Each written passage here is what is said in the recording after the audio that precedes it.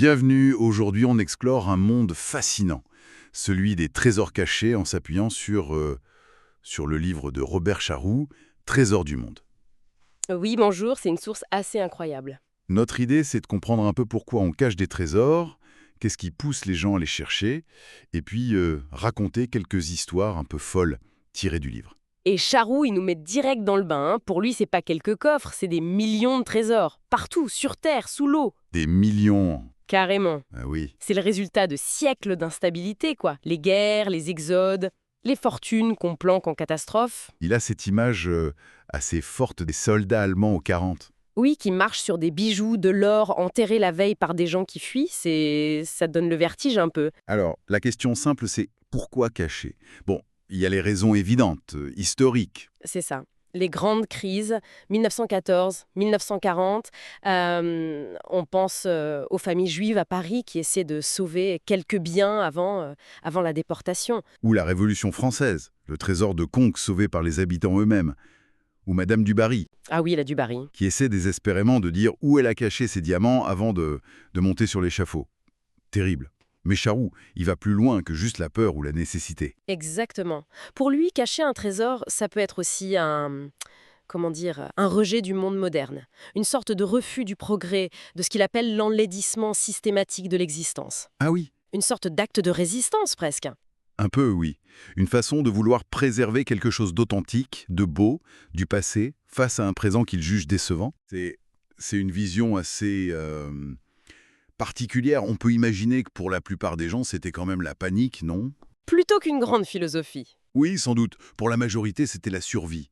Mais Charroux s'intéresse à cette motivation plus profonde, plus symbolique. Et ça fait écho, selon lui, à ceux qui cherchent ces trésors. Justement, les chercheurs, qu'est-ce qui les anime? Au-delà de l'argent facile, enfin, si on peut dire. Rien que les mots or, trésor, ça fait rêver, forcément. Bien sûr, l'appât du gain existe, mais Charroux, il dresse un portrait un peu différent du chercheur type. Pour lui, le chercheur, il trouve la fortune avant la cachette. C'est-à-dire, C'est l'aventure elle-même, la quête, qui est la vraie récompense. C'est souvent quelqu'un qui se sent pas à sa place dans le monde actuel.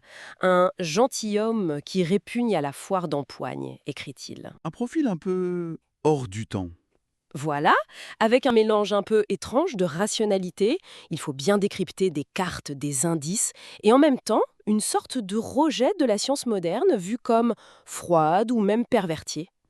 Intéressant ce portrait. Et le livre doit regorger d'exemples pour alimenter ça. Sur Terre, par exemple.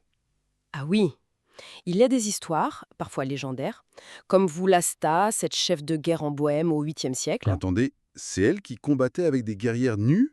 C'est la légende, oui, et elles auraient caché leur butin quelque part. Bon, c'est une histoire parmi d'autres. Il parle aussi beaucoup des Templiers, bien sûr. Le grand classique. Avec les signes gravés, le mystère. Mhm. Et les recherches au château d'Argine qui virent carrément à l'occultisme, avec des séances de spiritisme, des invocations. Ambiance. Irène le château, j'imagine. Incontournables. Les fameux milliards de la Bessonnière. Trésor cathare, Wisigoth, le mystère reste entier. Et sous l'eau, alors? Ça veut être encore une autre dimension? Complètement.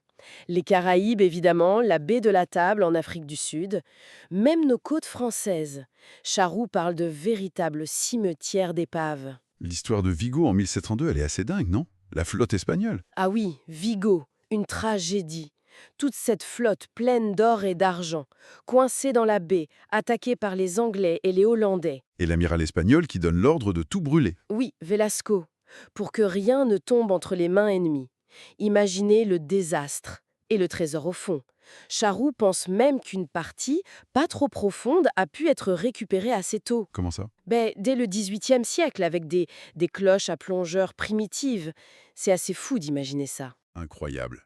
Et l'île Cocos, alors? Le fantasme absolu du chercheur de trésors. Ah, l'île Cocos. Avec la légende du trésor de Lima, que le capitaine Thompson aurait planqué là-bas.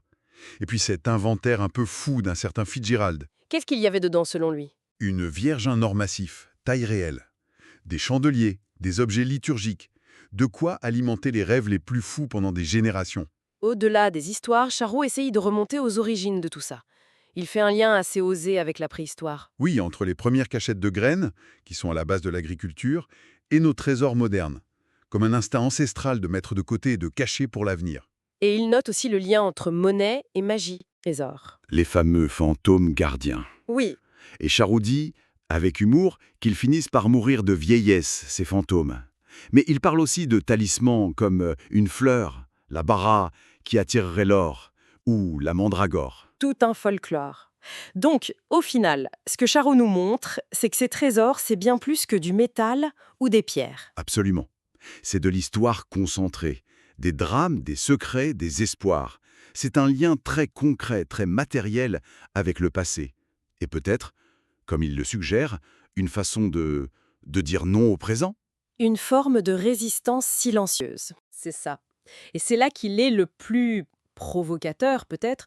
Pour lui, cette quête de trésors, c'est une sorte de réponse à un monde trop scientifique, trop rationnel. Il va même jusqu'à lier la science au péché originel. C'est fort comme idée. Oui.